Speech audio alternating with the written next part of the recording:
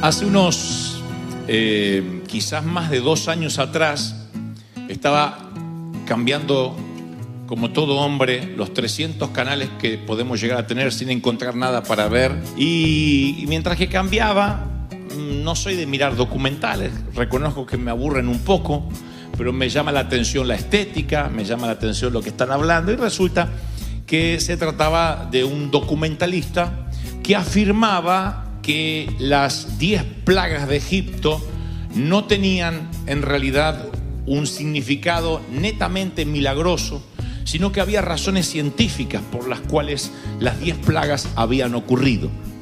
Lo que intentaba el documental, creo, si no me equivoco, era, número 1, demistificar lo que había ocurrido en Egipto, y número 2, negar que Dios estaba detrás de los incidentes. Entonces, una y otra vez dice, mientras, con esa voz que ponen los documentalistas doblados al español, ¿no es cierto? Que debe ser un mexicano que lo dobla al neutro. Y dice, seguramente ustedes creen que lo que ocurrió en las plagas de Egipto se trata de la mano milagrosa de Dios. Pero no es la mano milagrosa de Dios lo que nos sorprende hoy, sino lo científico, lo real, lo que realmente puede comprobarse a través de la naturaleza. Mito, ficción, ¿existe Dios? Usted sacará las propias conclusiones. Así que me quedé.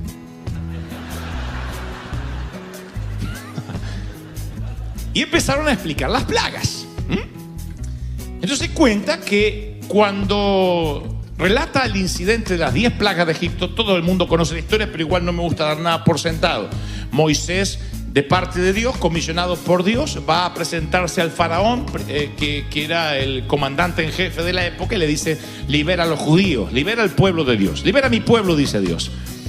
Faraón se endurece, dice no, bajo ningún punto de vista. Moisés vuelve a hablar con Dios y Dios dice no hay problema, enviaré una plaga y después otra y después otra y después otra, y se transforma en un decálogo de plagas que azotan a Egipto hasta que finalmente el faraón, doblado en su intención y en su carácter, deja partir al pueblo. Ese es el resumen de la historia. Ahora, miles de años después, hay un documental en Discovery Channel donde explican de que quizás Dios no estaba detrás de las plagas, sino que simplemente era un evento meteorológico. Y empieza a explicarlo de la siguiente forma. Yo tomo nota porque me llama la atención. Y de hecho creo que así fue. Para ese entonces, cuando comienza la serie de plagas, hay que tener en cuenta la explosión de un volcán, el Santorini, que está comprobado, científicamente comprobado, que en los tiempos de Egipto, donde vivía Moisés, a 800 kilómetros de allí, ese volcán comienza a tener una erupción, explota, y entonces se produce un terremoto que rompe las bolsas de aire subterráneas. Esto ocurre, no ha ocurrido aquella vez solamente, sino que siguió ocurriendo en el mundo. Y cuando ese gas subterráneo, causado por un volcán, que tiene un alto contenido en hierro, se rompe, el agua sale al exterior con un color rojizo. Al mezclarse con el agua, esas bolsas de aire llenas de hierro transforman el Nilo en lo que se ve un río de sangre. Cuando yo leía las escrituras, sin tener esta explicación científica, pensé que literalmente se había transformado en una sangre RH negativo, o que tal vez era espeso, que como si literalmente muchas personas hubiesen muerto allí. Pero la Biblia dice que el río se transformó en sangre, y cada vez que la palabra habla, como yo siempre digo, como en Apocalipsis, siempre suele utilizar metáforas. Así que sigo mirando el documental del Discovery y dice que el río Nilo se transforma en sangre porque se vuelve rojizo. Eso hace que la gente, los seres vivos que están allí mueran inmediatamente porque pierde el oxígeno, el agua. Claro, los peces se mueren, pero las ranas pueden estar dentro y fuera del agua. Así que cientos de miles de ranas, y esta es la segunda plaga, salen al exterior porque tienen que huir de las aguas contaminadas. Además, ellas encuentran abundante comida en el exterior, y entonces ya tenemos el río convertido en sangre y las ranas afuera. Cuando hay agua contaminada y por consecuencia estancada, y un montón de peces muertos, pescados que no son pescados, son peces muertos, no fueron pescados por nadie, pero empiezan a flotar. Eso hace que sea un caldo de cultivo para que los mosquitos aniden y se multipliquen con rapidez. De allí la tercera plaga, cuando hay un montón de mosquitos y sin agua limpia y aguas contaminadas, el ganado empieza a morir. Aquí es la siguiente plaga. Cuando el ganado está muerto y esos cuerpos pútridos empiezan obviamente a descomponerse, más las aguas contaminadas, se desarrolla peste, no hay antibióticos en Egipto y de allí las úlceras, los granos en la gente. Las cenizas arrastradas por el aire junto con gases tóxicos y el agua de la atmósfera caen juntos formando pequeños meteoritos humeantes. A la vez que esto trajo ese gas tóxico, llega a cierto punto de la atmósfera y se entremezcla con la humedad y caen como si fueran hielo y fuego a la vez. Esa es la otra plaga. Tiene que ver con la explicación científica. El hombre se queda diciendo, ¿realidad o ficción? Pero espere que le cuente más. Y yo sigo anotando. El cambio de clima, las heladas de Egipto atraen a las langostas, que solo vienen cuando hay un cambio de clima y arrasan con los sembradíos. Las cenizas volcánicas crearon nubes que tapan la luz del sol, y esa es la plaga de las tinieblas. Lo único que quedaría por explicar es la 10ª plaga, que es la muerte de los primogénitos. Solo los hijos mayores de los egipcios murieron, y dicen, ¿sería esto la única forma de pensar en un abracadabra milagroso? Porque es lo único que los científicos no le encontraban explicación. Pero luego descubren que todos los hijos primogénitos dormían en las plantas bajas de las casas. Era el privilegio que se le daba a los hijos primogénitos. Todo el resto tenía que dormir en las plantas altas. Esto no ocurría entre Israel, solamente los egipcios. Y como dormían en la planta baja, a causa de lo que había ocasionado el volcán, se levantó por las cenizas el dióxido de carbono que acabó con ellos porque estaban más cerca del suelo. Así que en una noche el dióxido de carbono llega como quien se olvida la estufa encendida o el gas abierto y termina con todos los que dormían en la planta baja, que era la muerte de los primogénitos. Ahora, cuando termina el documental, dice una vez más el documentalista que saquemos las propias conclusiones, si Dios estaba en esto o no. Y yo terminé de ver el documental y alabé a Dios más que nunca, porque por fin le encuentro una explicación a lo que Dios hizo. Porque digo, claro, entiendo más esto, que Dios use su propia física, su propia química, su propia naturaleza para hacer las cosas. Él sabe cómo combinar los elementos para cumplir sus designios. Él sabe cómo hacer para que ocurran las cosas. Me gustó más entender esto con la mente que decir, y bueno, se transformó en sangre porque sí, porque Dios es poderoso, amén. Y ahí es cuando hay gente que dice, pero explícamelo, ¿cómo un río se va a transformar en sangre? ¿Cómo van a venir mosquitos de golpe? ¿Por qué se murieron los primogénitos? Hay de los que al conocer más cómo Dios hace sus trucos, creen que Dios no es Dios. Pero hay de los que al descubrir cómo Dios se mueve, creemos más en Dios que nunca. Ese es mi Dios, ese es nuestro Dios, ese es nuestro Señor. ¿Están conmigo, sí o no? ¿Por qué nosotros cuando oramos por prosperidad nos parece que es milagroso que de pronto abramos el baño así y del techo del baño comiencen a caer dólares? O te sientas en el baño y aparecen dólares. Diríamos, eso es el poder de Dios, así queremos. Ahora de pronto alguien nos golpea la puerta y nos dice, mire, yo no sé por qué, pero Dios me hizo sentir que tengo que compartir esto contigo. O aparece en el banco de manera milagrosa, sin explicar, miles de dólares, eso es de Dios. Pero de pronto nos perdonan una deuda, decimos, bueno, no es tan de Dios. Siempre estamos buscando que algo sea absolutamente milagroso e inexplicable para decir entonces de Dios, como si Dios no pudiera utilizar lo que Él mismo creó para bendecirnos, como si Él no pudiera utilizar lo que le pertenece para que seamos de bendición. ¿Me explico a dónde voy?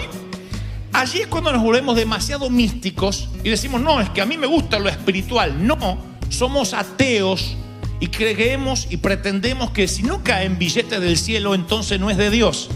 De allí que muchos no trabajan y no se esfuerzan porque están esperando el billete del cielo. De allí que muchos no se casan porque están esperando que Dios le entregue la rubia, maniatada y entregada. Úsame, llévame contigo, y no va a pasar. Es que yo quiero que mi mujer me la entregue Dios. Dios nunca dijo que entregaría mujeres y que caerían de las nubes. Tenemos que hacer un trabajo, tienes que seducir, tienes que ser caballero, pagar el café, condenado, hacer algo.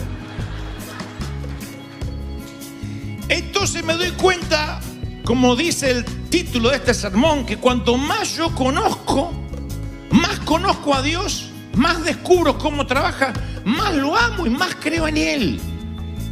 Porque empiezo a amarlo con mi mente. Mientras más conozco, más aprecio. Cuando más ves, cuando más se te descubre Dios, más empiezas a amarlo. Yo creo que los astrónomos observan el cielo y aprecian las constelaciones y no se dejan de sorprender. Cuando el experto en genética hace un mapa del genoma humano, aprecia cada célula del ADN. Dice, esto no lo pudo haber hecho una computadora. Cómo funciona el cerebro, cómo funciona el nervio óptico, cómo se conecta tu corteza cerebral con los ojos, de modo que lo que estás viendo se transmite al cerebro y nos da la pauta de lo que estamos mirando. Eso simplemente tiene que terminar en una persona que empieza a investigar y le termina dando la gloria a Dios. No hay otra forma. Cuando el Discovery explica cómo bien pudieron haber ocurrido las plagas, pudo haber sido o no, a mí me fascinó. Dije, sí, Dios creó el mundo y hizo, tocó el volcán. Y con tocar el volcán, sabiendo Dios que este faraón era un cabezón que se iba a endurecer y endurecer y endurecer, dijo, con que toque este volcán se producen 10 plagas por efecto dominó. Y desde la explosión del volcán hasta la muerte de los primogénitos, todo estaba en el dedo de Dios haciendo ping, lo que Él mismo había creado. Me fascinó. No hizo el documental que yo dejara de creer en Dios. Dije, claro, así Dios lo hizo. No desacredito al mago simplemente por ver cómo hizo el truco. Me parece fascinante. Me parece fascinante que digas, Dios sanó mi cáncer de la noche a la mañana mientras dormía o en una oración de altar. Pero me parece fascinante que digas, fui, me operé, extirparon el tumor y me decían que no hay ramificaciones. La operación fue un éxito. Los ángeles estuvieron allí en la sala de quirófano. Eso también es Dios. ¿Están conmigo, sí o no? No estamos desacreditando a Dios. El oceanógrafo explora la gran barrera de coral y aprecia cada color, cada especie. El físico trata de atrapar los quarks y aprecia cada molécula. Hablamos de vino recién. Los enólogos prueban el vino y dicen, sabor a madera, elaborado en 1844. ¡Oh! Otro borracho dice que no sabe nada. ¿Cómo estaba el vino? Mucho alcohol. Y de la cruda que tienen no se acuerdan ni lo que tomaron. Pero los enólogos aprenden a valorar el vino y aprecian las texturas, el sabor, porque cuanto más conocen, más valoran, más aprecian. Yo no soy un músico, aunque me encanta la música, pero el músico aprecia la sinfonía, el detalle, la música. ¿Viste la canción nueva cuando los Brases hicieron ese arreglo? Cuando de pronto las cuerdas aparecieron y subió de tono. Claro, ¿quién aprecia eso? El músico. Los que no somos músicos escuchamos. También lo apreciamos. Pero como desconocemos las notas musicales, los recovecos de la partitura, para nosotros decimos, bueno, linda la música. El sommelier también, el que cata el vino, dice, bueno, yo estudié, me preparé y sabe cuando un vino es bueno, cuando un vino es malo. Sabe cuando hay vinos que son tan buenos que aunque tomes una copa no te emborrachas, y otro que pisas el corcho y ya no puedes ni siquiera caminar. ¿Por qué? Porque cuanto más sepas, más aprecias. Jesús le dice a la mujer samaritana junto al pozo, ustedes los samaritanos saben muy poco de aquel a quien adoran. Lo que le está diciendo es, cuando uno adora con ignorancia, la adoración está vacía. Él no quiere solo que le adoremos, sino que sepamos por qué le estamos adorando. Amarás a Dios con todo el corazón, lo entendemos, con el alma también, con la fuerza también, porque no somos flojos para servir. La mente tenemos nuestros prejuicios y te lo voy a explicar por qué y a dónde es que quiero llegar conforme lo que Dios me dijo que te diga esta mañana. Cuando nosotros anulamos la mente, cuando nosotros dejamos de aprender, de investigar, cuando nosotros vemos un documental como el Discovery y decimos, te reprendo Satanás, mi Dios no es así, aleluya, aleluya, no cerramos. Y Dios dice, quiero que me conozcas, quiero que sepas cómo es que yo hago las cosas, cómo es que yo actúo. La gran mayoría de los milagros que yo he experimentado en mi vida personal, Dios utilizó factores humanos. Yo nunca necesité un montón de dinero para una cruzada y lo encontré debajo del colchón. Nunca de pronto encontré un paquete tirado o vino un ángel con alas y me dijo toma, y se fue y me dejó la maleta. No, eran personas normales que decían yo no sé por qué, pero siento de ayudarte. Otros me prestaron y Dios me dio la providencia de devolver, aún con intereses. También Dios estaba allí. ¿Por qué siempre pensamos que si hay una abracadabra detrás, entonces Dios está? Y si Dios usa lo normal, lo común, lo que Él creó, porque el diablo no creó nada. El diablo no creó nada, es Dios. Si aún el diablo es creación de Dios y sirve para los propósitos divinos, aún el diablo.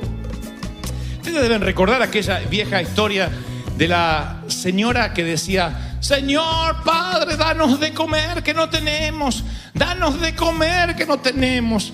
Y el vecino ateo de al lado dice: le voy a jugar una broma. Y entonces le golpea, toca el timbre y le deja un pollo rostizado ahí, con papas al horno, qué rico.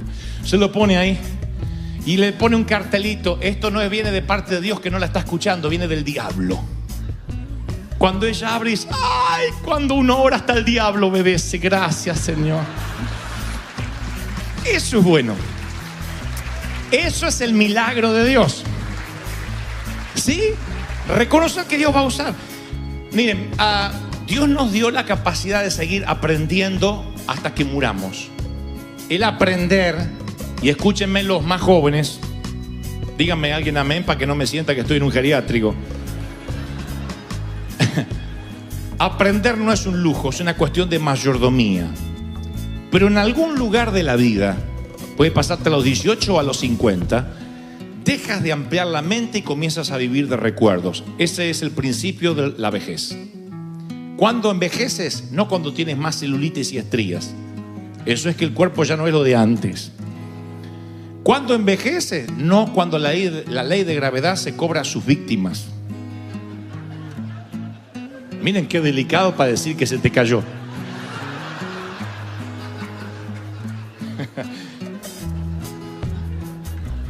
Dígame si no soy un señorito.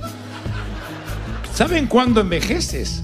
Cuando empiezas a vivir de recuerdos. Cuando todo lo bueno de la vida te pasó ayer y no mañana. Cuando dices: qué feliz que era, qué lindo cuando estudié, qué lindo cuando me casé, qué lindo cuando tuve un hijo. Cuando todo está atrás, cuando vives mirando un álbum de fotografías con nostalgia, entonces empiezas a envejecer. Cuando tú todavía tienes esperanza y miras para adelante, te mantienes joven, porque la mente se sigue ampliando y rara vez una mente que se amplíe regresa a su tamaño original. La mente es como un músculo que se va ampliando. Yo creo en el open mind y no lo relaciono con el libertinaje, lo relaciono con alguien que está abierto a la creatividad de Dios, a lo que Dios todavía puede hacer, porque Dios no dejó de crear en el sexto día. Dios sigue creando. Pero cuando uno cierra la mente, ese día deja de vivir y comienza a morir, porque deja de aprender. Hay algo que se llama el síndrome del desuso. Si dejas de usar cualquier parte de tu cuerpo, incluso la mente, se atrofia. Y yo no he visto mentes tan atrofiadas como dentro de la iglesia cristiana. He recorrido el mundo y las mentes más atrofiadas están dentro de la iglesia. No estoy hablando de ignorancia por falta de capacidad académica.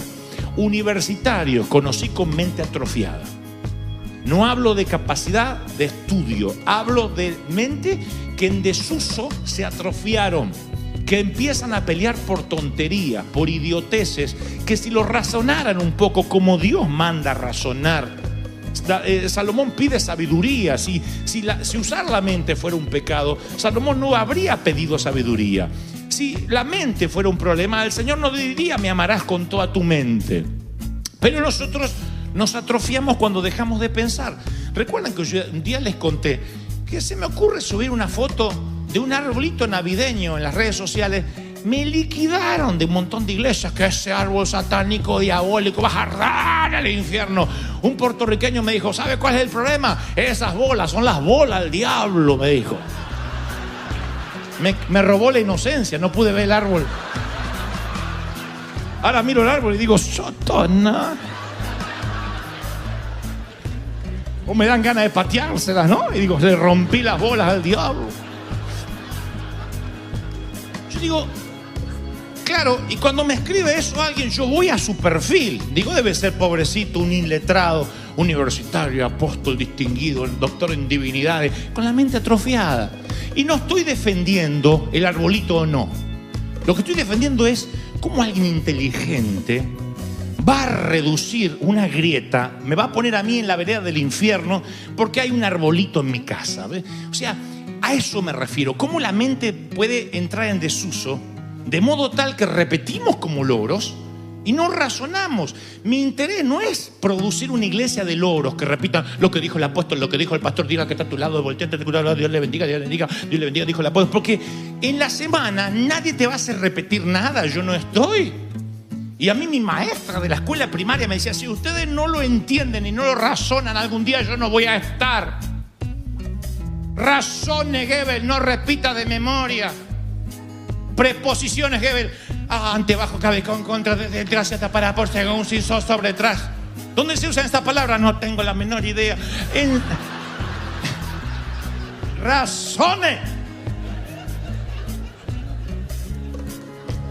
Y no sé por qué tenemos tantas inseguridades de los ministros que no queremos que las ovejas razonen. No queremos que piensen. De allí el síndrome en desuso. Yo leía las encuestas que el graduado promedio de la universidad lee un libro al año. Un libro al año. El graduado que se recibe, si acaso lee un libro al año. Y mi pregunta es, ¿para qué gastar tanto dinero en la universidad si después vas a dejar de aprender cuando te gradúes? ¿Por qué hay gente que deja de leer? Porque ya se recibió y cree que no tiene que aprender más. Educación deriva de dos palabras que significan sacar hacia afuera. Fíjense qué diferente a lo que pensamos que educación es amontonar adentro. Sacar hacia afuera es, educar significa despertar tu curiosidad. Es decir, tiene que haber más, quiero aprender más, despertar la curiosidad. A mí me gusta hacer como los chicos. Cuando me encuentro con una mente atrofiada por el legalismo, le pregunto, ¿por qué? Porque sí. ¿Pero por qué? Porque las cosas de Dios no se razonan. No. ¿Por qué estás defendiendo a capa y espada algo que no te pusiste a razonar? ¿Por qué? Porque las críticas siempre son ¿por qué no hace llamado al altar? ¿Por qué no tienen seguimiento? ¿Por qué no tienen células? ¿Por qué? Yo le digo, ¿y por qué hay que tenerlas? No digo que esté mal, digo ¿por qué? Si a mí me da una explicación racional, entonces satisface mi mente. Ahora, yo creo que hay cosas que se aceptan por fe. La creemos. El diezmo, la obediencia, la mayordomía, son cosas que operan por fe. Hasta ahí estamos de acuerdo. Pero después hay cosas que hay que razonar. Pablo dice que el pecado es un tema de conciencia, básicamente. Él tiene una crisis allí, porque de pronto dice, hay que comer carne sacrificada a los ídolos. Había carniceros que sacrificaban esas carnes a ídolos paganos. Y después que sacrificaban, oraban, o sea, en vez de como tú oras por los alimentos, le decían al Baal o a quien sea, que bendiga la bola de lomo esa que se iban a comer. Bendice este taco, Baal. Y antes de comerlo, lo llevaban a la mesa. Allí la discusión, yo no voy a comer comida que ha sido dedicada a otros dioses. ¿Qué hacemos? Y Pablo tiene una idea genial. Dice, hacemos una cosa. Si comer carne sacrificada a los ídolos no te produce nada, dice, yo la bendigo. Es como cuando a mí me han dado dinero y dice, hermano, este dinero es para usted. Yo lo bendigo y lo uso para el reino. Yo no estoy controlando si pagas el IRS, si el número del Social Security es uno que te inventaste en una madrugada.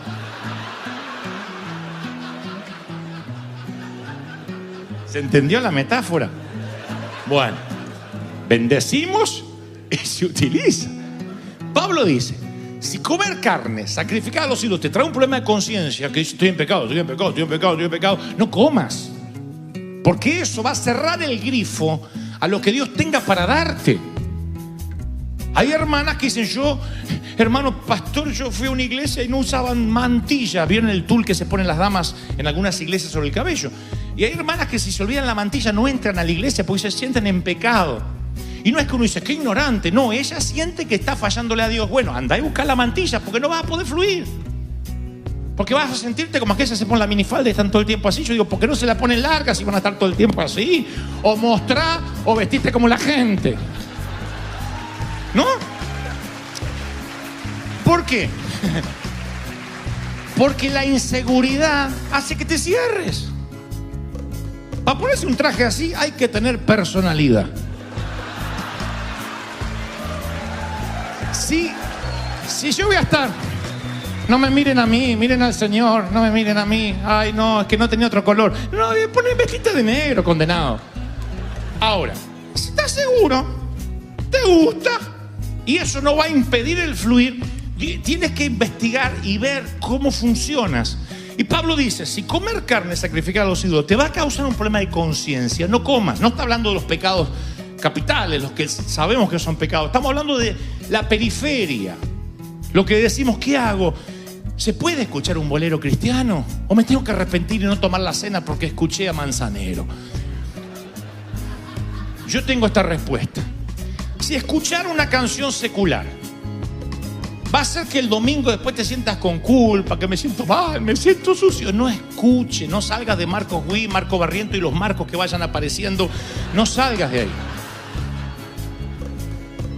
Si dice, no, yo puedo escuchar un bolero, porque la música fue creada por Dios, las sinfonías fueron creadas por Dios. Claro, no vas a escuchar una música que apele al sexo promiscuo, que apele a lo satánico, que también lo hay. Es como elegir la película que vas a mirar en Netflix. Hay películas que incitan a lo malo y hay películas que de pronto son divertimento y ya. Entonces tú tienes que elegir qué te edifica y qué no.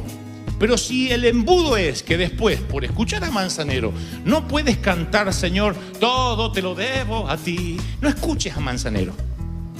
Te hace mal. ¿Me explico lo que trato de decir? Ahora, si puedes ampliar la mente, y esto no es ampliarla en tema de pecado, si puedes decir, yo sé lo que me edifica y lo que no, yo sé lo que glorifica a Dios y lo que no lo glorifica, así es cuando tu mente se empieza a abrir. Dios empieza a ensanchar el sitio de tus estacas, porque se te despierta la curiosidad. Hay algo que no me deja dormir a mí, es la cantidad de formas y maneras que debemos todavía tener y no descubrimos de cómo predicar el Evangelio de Cristo sin cambiar la esencia. Yo soy un predicador muy tradicional, soy un predicador de las mismas cosas viejas, solamente que lo predico de una manera nueva, pero no cambio la esencia. Dios es el mismo ayer, hoy y por los siglos. Pero siempre es mejor encontrar un defecto en la nueva manera de hacer las cosas que hacer una autocrítica en las viejas maneras de hacer las cosas, y preferimos no cambiarla. Mi pastor alemán, no el perro, un pastor que nació en Alemania, él decía, yo conté varias veces esto, él decía, la guitarra eléctrica y la batería son del demonio, y lo predicaba, y no era un ignorante, teólogo el tipo. Tenía problemas en el idioma, porque él venía de su Alemania natal y muchas veces decía, Dios vino a traer vida y vida en ambulancia. Él era así. Pero era inteligente, sabio. Y él decía, la batería, esto todo del demonio. El violín y el acordeón son de Dios, que eran los instrumentos que él tocaba. Partió con el Señor y dijo, como Dios tiene tan buen humor, yo estoy seguro que lo recibió una banda de rock allá arriba. Partió, ¿no? Pero yo un día le dije, juntamos valor los muchachos, ¿no? Los adolescentes, le dijimos, Pastor Blenich, ¿por qué usted dice que... ¿Dónde está en la Biblia? Fue la pregunta. ¿Dónde está en la Biblia que es pecado la guitarra eléctrica? Y esta fue la respuesta magnífica hasta el día de hoy. Una respuesta para encuadrar que grafica lo que trato de decir de una mente atrofiada en un cerebro académico. Dijo, no está en la Biblia, pero debería estar. Punto. ¿Ustedes creen que cambió? Siguió manteniendo, esto es lo que le gusta a Dios, porque si me gusta a mí, le gusta a Dios. Si no me gusta a mí, no le gusta a Dios. Y así es cuando nos confundimos. Aclaro, esto no es un mensaje para jovencitos en contra de los viejos. Todos, desde que nacemos hasta la tumba, desde el útero al sepulcro, vamos envejeciendo. Tú no eres el mismo a los 10 años que a los 5, a los 15 que a los 10, a los 40 que a los 30. La mente va cambiando. No quiero decir que se arrumbra, pero cambia nuestro modo de pensar. Tenemos otra perspectiva, otra experiencia, y hay cosas que ya no nos van a gustar por un tema generacional. Yo hay música que no entiendo. Yo puedo escuchar Despacito 70 veces y no entiendo por qué es un éxito. No lo entiendo.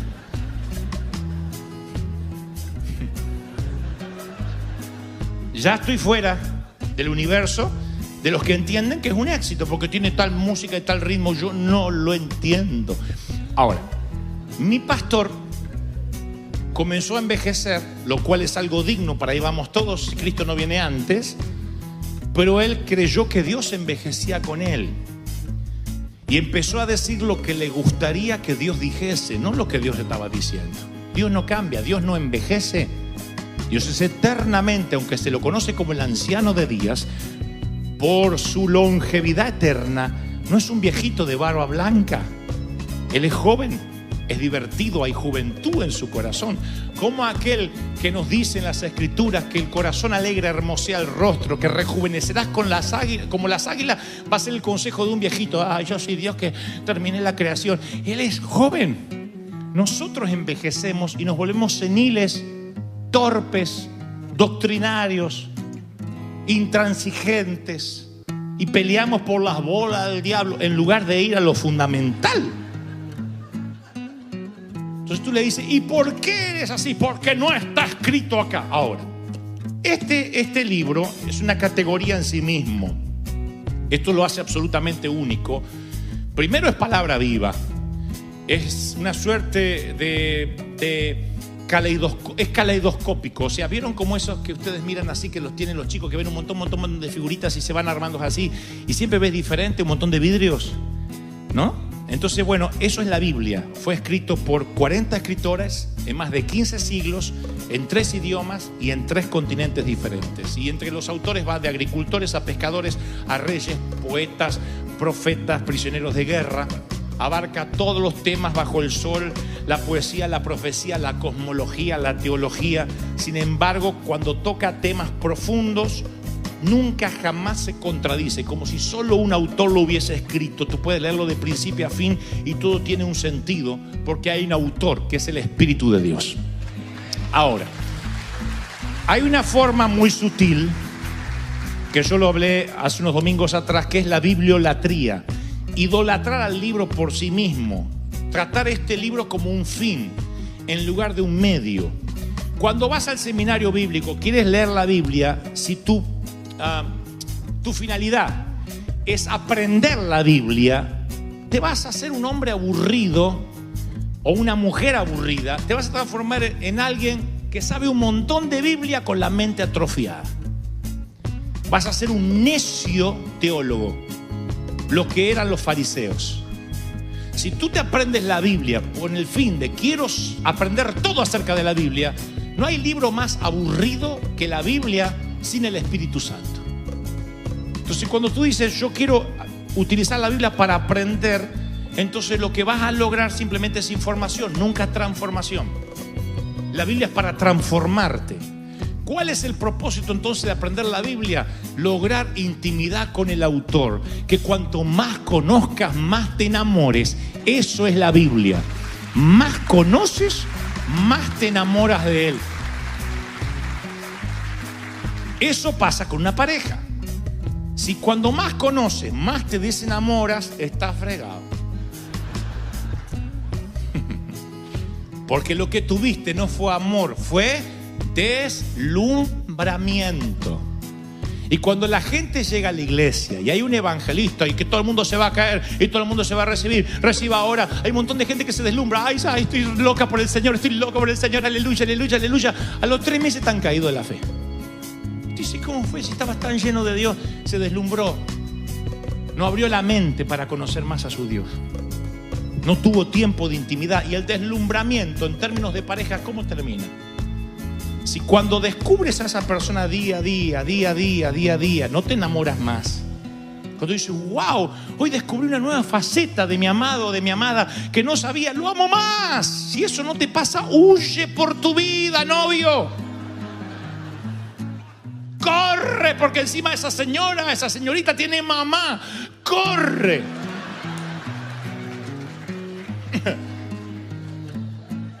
Ahora, el canon de la Biblia está cerrado. Esto no es que podemos agregar. Hay una maldición sobre el que agregue o quite a lo que está escrito aquí. Pero hay un término que usamos nosotros. Esto es antibíblico. Sí, lo antibíblico es aquello que va contra la teología, contra las enseñanzas de las Escrituras. Pero hay otro término que es abíblico. Abíblico tiene una connotación diferente. Significa que no hay precedente ni en las Escrituras. Y ustedes dirán, no, si no está en las Escrituras no existe. Entonces vamos a eliminar la computadora, el Facebook, los aviones. Y ustedes dicen, ¿cómo vamos a eliminar los aviones? Sí, hay gente que me dice, Jesús no volaría en avión. Como digo siempre, conseguimos un burro volador y con todo gusto yo vuelo en burro. Entonces el tipo está diciendo, los aviones no son de Dios, los autos lujosos no son de Dios, en una computadora, en una Mac, que tampoco tenía Mac que el apóstol Pedro. Entonces hay un montón de cosas que son abíblicas, no hay precedentes en las Escrituras. ¿Y cómo hago para no meterme en lío en algo diabólico? Mientras que la metodología no contradiga la teología. ¿Cuál es el problema? Hay fascinantes, novedosas maneras de predicar el evangelio a través del cine, redactando nuevas leyes, escribiendo nuevos libros. ¿Por qué no lo hacemos? Porque Satanás sabe que si no puede detener tus fuerzas, ni tu alma ni tu corazón te detendrá la mente y te hará que no pienses. Yo provengo de la generación donde el estudiar era pecado. El querer ser locutor, actor, cualquier cosa que estuviera relacionada con el arte era pecado. Cuando somos hijos de un artista. Cuando me dicen, ¿qué oficio tienes, pastor? Le digo, no, artista. Yo heredé el oficio del padre. Yo soy artista como mi padre. Artista. ¿Y por qué le tenemos miedo si Él es el creador? ¿Cuántos dicen, ese es mi Dios? Dios es espíritu y quienes les adoran deben hacer un espíritu y en verdad. Yo me atrevo a pensar que en muchas congregaciones hay gente que si uno detendría la adoración y le preguntaríamos, ¿por qué adoras? No sabrían por qué, no tendrían respuesta. Porque pensamos que lo espiritual y lo intelectual son excluyentes. Si estás pensando no puedes adorar y si adoras no puedes pensar. Y la mente y el alma no son enemigas, no hay una dicotomía, son aliadas. Un gran amor nace de un gran conocimiento. Más conocen a Dios. Yo vi el Discovery, lo del Discovery Channel de las plagas de Egipto y de verdad me pasé la tarde adorando a Dios. Eres genial, Señor. Si así fue, eres genial. Con un volcán lo volviste loco a todos. Me pareció una genialidad. Dije, sí, eso pudo haber pasado, sí. Y me enamoré más del Señor. Digo, wow, qué estratega que es Él. Qué increíble. Ese es nuestro Dios. No hizo que yo dejara de creer en Él. Por eso dije, el oceanógrafo, el arqueólogo, quien estudia el cosmos, yo creo que deben enamorarse cada vez más de Dios. Pero hay una animosidad en contra de crear, en contra de pensar. Y yo digo, si estás enamorado y siempre le dices a la persona que amas lo mismo, de la misma manera, es rutina. Te amo, también. ¿Estás lindo, eh? Ah, estás lindo también.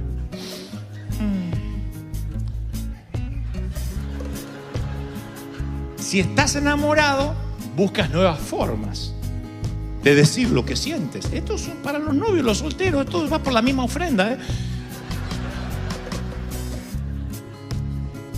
Si estás enamorado, busca las maneras de decir, sabes, te conozco más y más me sorprendes y vi esto que no había notado ayer. Uy, no noté este. Qué bueno, qué inteligente que eres. Y qué bueno, qué lindo. Y ella, él, pero tú eres tan caballero. Ay, tan generoso. La propina que dejaste, el tip que dejaste ahí me sorprendió. 50 centavos de dólar así. Es que soy de River Church. Busca nuevas formas.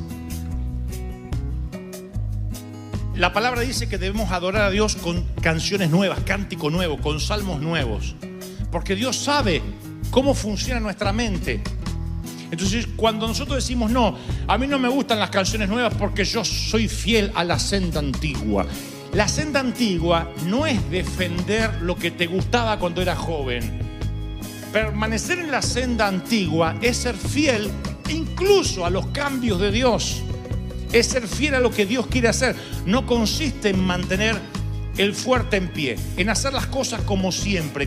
No consiste en defender la doctrina. La fidelidad es la valentía para enfrentar el evangelio de un modo nuevo, creativo. Que Dios diga, mira, esta es la manera de hacerlo. Vamos, si Dios está en eso y no contradice la teología, vamos. No sabes hasta dónde Dios te puede llevar. Dios puede darte compañías nuevas, inventos nuevos.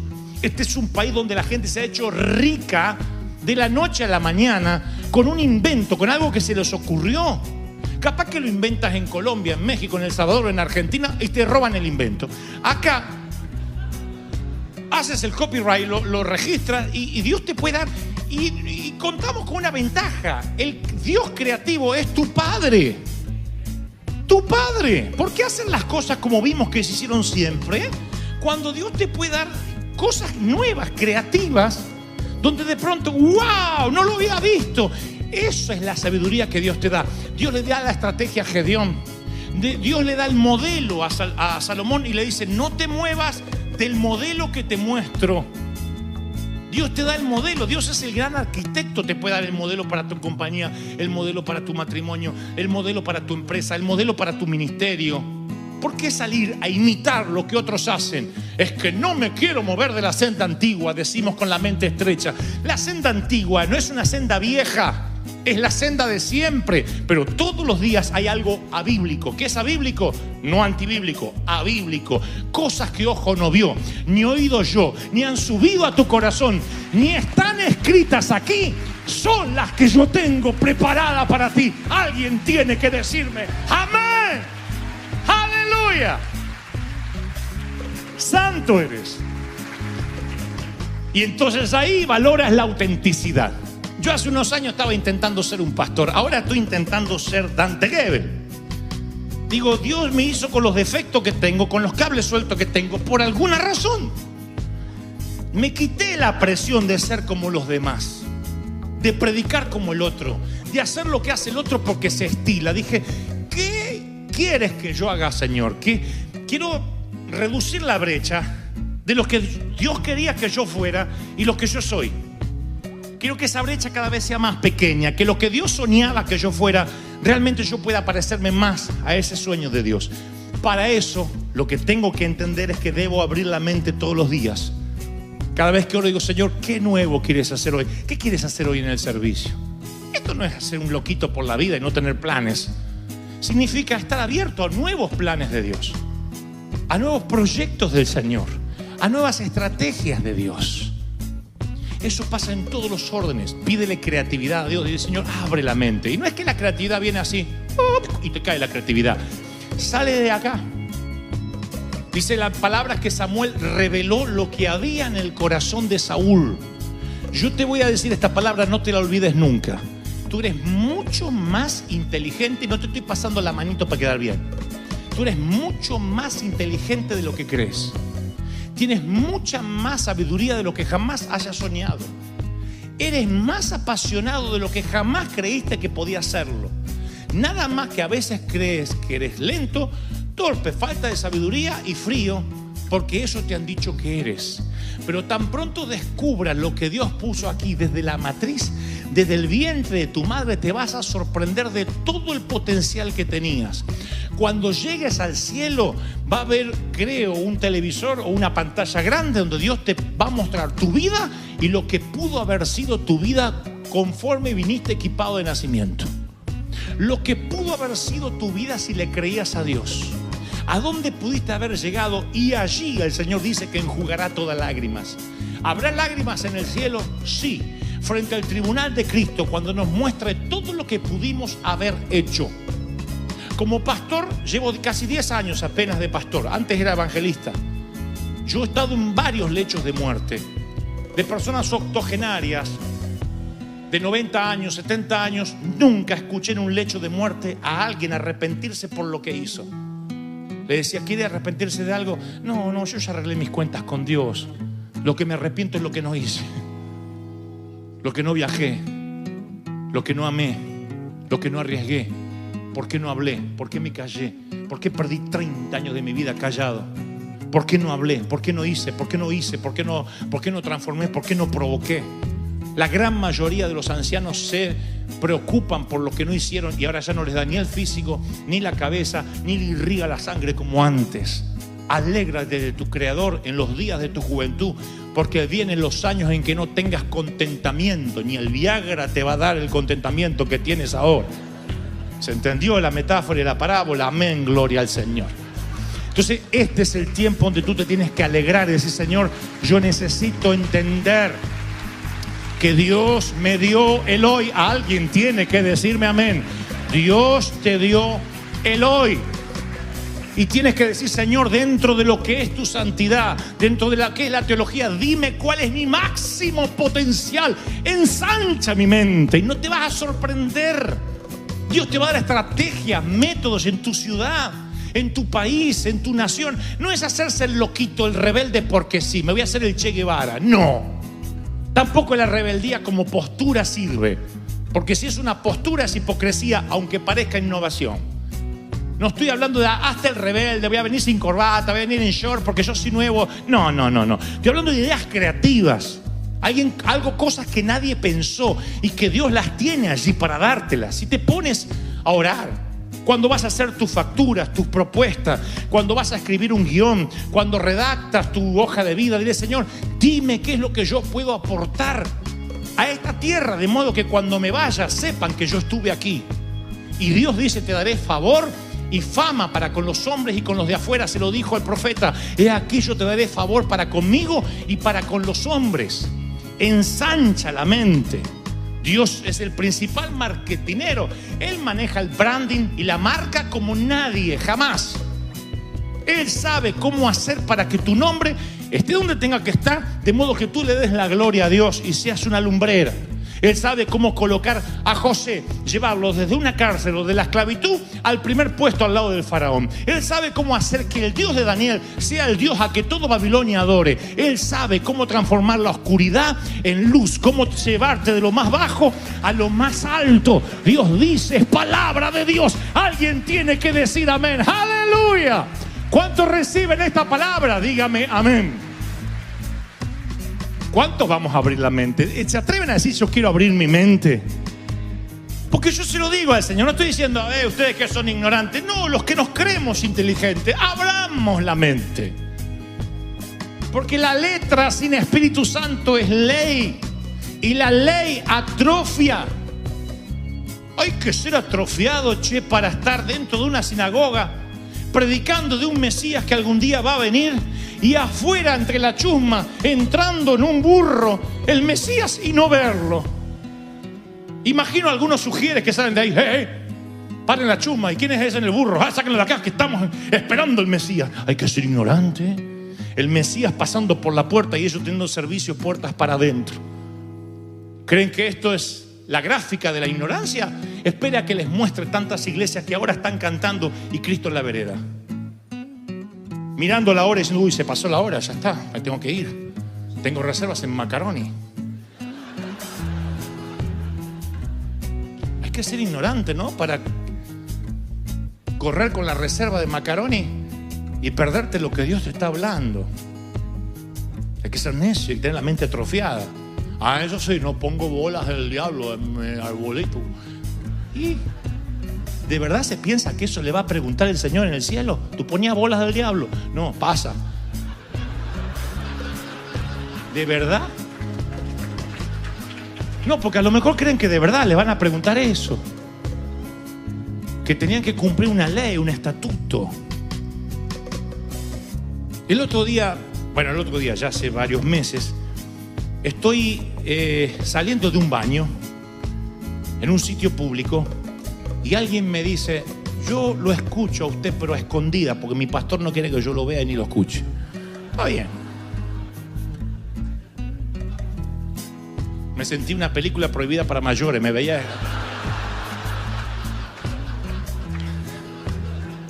Soy predicador para adultos. Le digo, está bien, no hay problema, no hay problema. Y después me dice, ¿y sabe por qué no lo quiere? Porque dice que usted no parece un pastor.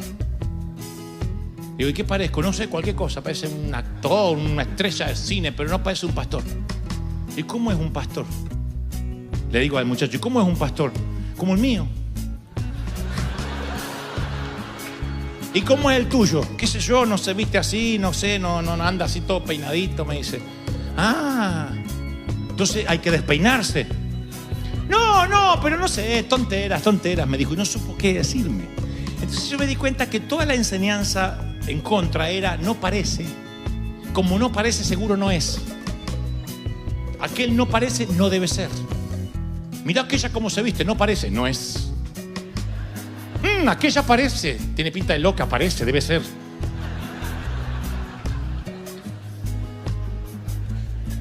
Estereotipamos, estigmatizamos y así somos. Y Dios dice, yo voy a usar lo que no parece para que sea, lo que no es para avergonzar a los eruditos, los sabios. Voy a usar a lo que no parece. Voy a usar a los... Voy a usar lo que no es para que sea, y yo me voy a glorificar. Voy a usar a River, voy a usar a mi pueblo. Si crees que Dios habló, se tiene que oír ese aplauso. ¡Aleluya! No, aplaude, celebra al Señor de señores. El Rey está en casa. Bendito sea Dios.